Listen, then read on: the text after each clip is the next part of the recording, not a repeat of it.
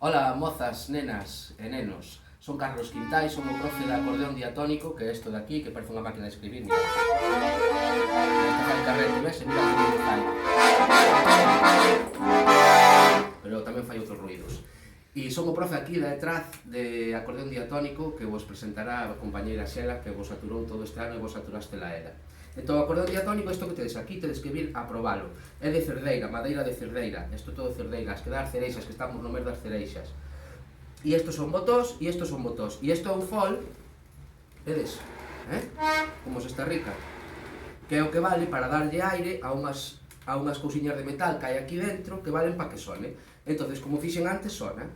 Entonces, aquí temos, por exemplo, un botón que eu podo pechar e dá unha nota, pecho o fol, e podo abrilo e dá outra, e pecho o siguiente e dá outra, e outra.